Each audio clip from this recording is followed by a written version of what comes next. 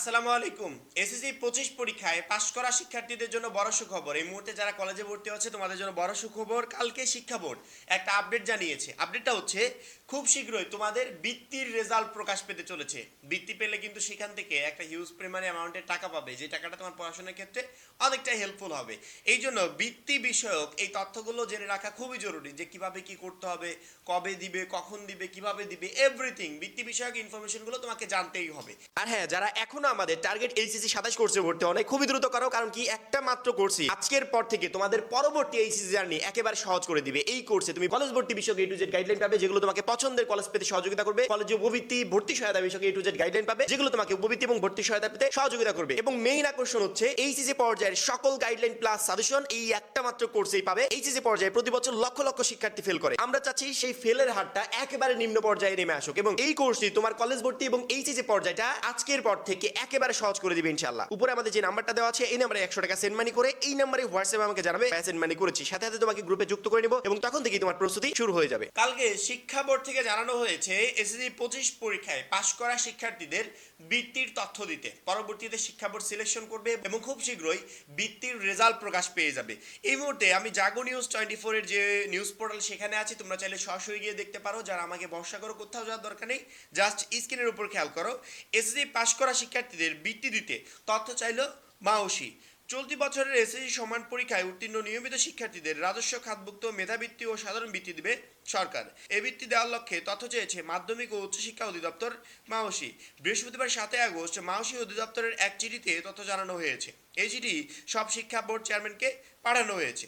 তথ্য পাঠানোর জন্য নির্ধারিত ছকে এসএসসি পরীক্ষায় অংশগ্রহণকারী নিয়মিত শিক্ষার্থীদের সংখ্যা, মোট উত্তীর্ণের জিপিএ 5 প্রাপ্ত শিক্ষার্থীর সংখ্যা এবং জিপিএ 5 ব্যতীত উত্তীর্ণ শিক্ষার্থীর সংখ্যা উল্লেখ করতে বলা হয়েছে। মাওসি সূত্র জানায়, প্রতি বছর এইচএসসি পরীক্ষার ফলের ভিত্তিতে মোট 10,500 শিক্ষার্থীকে রাজস্ব খাতভুক্ত বৃত্তি দিয়ে থাকে সরকার।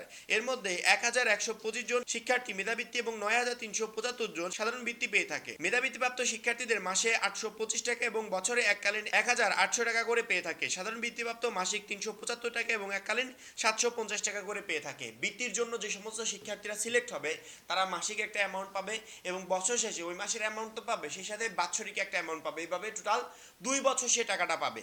শিক্ষা বোর্ড থেকে জানানো হয়েছে যে আপনারা প্রত্যেকটা বোর্ড চেয়ারম্যানকে চিঠি পাঠানো হয়েছে যে আপনাদের বোর্ডে প্রত্যেকটা প্রতিষ্ঠান থেকে তথ্য নিয়ে বোর্ডে কি পরিমাণ শিক্ষার্থী এ প্লাস পেয়েছে, এ প্লাস ছাড়া কি পরিমাণ শিক্ষার্থী আছে, তাদের টোটাল লিস্টটা আমাদের কাছে পাঠিয়ে দিবেন। কারণ কি, বৃত্তি পাওয়ার সর্বনিম্ন যোগ্যতা হচ্ছে 3 পয়েন্ট, সর্বোচ্চ জিপিএ 5, অর্থাৎ কেউ মেধাবৃত্তি পাবে, কেউ সাধারণ গ্রেডে বৃত্তি পাবে। সেক্ষেত্রে যারা 3 পয়েন্টের উপরে আছে তাদেরও একটা সুযোগ আছে, যেহেতু এ প্লাসের সংখ্যা কম, শিক্ষার্থীদের ভালো রেজাল্ট করার সংখ্যা কম, এবার প্রচুর পরিমাণে খারাপ হয়েছে, সেক্ষেত্রে এ প্লাস না পেয়েও অনেকে সাধারণ বৃত্তির জন্য সিলেক্ট হবে। আর এই টোটাল ইনফরমেশনগুলোই শিক্ষা বোর্ড প্রত্যেকটা বোর্ড চেয়ারম্যানের কাছ থেকে চেয়েছে যে আপনি আপনার বোর্ডের ইনফরমেশনগুলো নিয়ে আমাদের কাছে পাঠিয়ে দিবেন। এভাবে প্রত্যেকটা বোর্ড যখনই ইনফরমেশন পাঠাবে তখন মাওসি তাদের কাজ শুরু করে দিবে, যে কত শিক্ষার্থীকে বৃত্তি দেওয়া যায়, কোন প্রতিষ্ঠানের কোন কোন শিক্ষার্থীগুলো বৃত্তি পাবে, এই লিস্টটা রেডি করে তারা ওয়েবসাইটে রেজাল্ট পাবলিশ করে দিবে। এবং আমরা তো সবসময় নজর রাখছি, যখনই তোমাদের রেজাল্ট পাবলিশ হবে তৎক্ষণাৎ ভিডিওর মাধ্যমে তোমাদেরকে জানিয়ে দেওয়া হবে যে শিক্ষার্থীরা স্কলারশিপে বা বৃত্তির রেজাল্ট প্রকাশ পেয়েছে। এখন একটি ওয়েবসাইটে গিয়ে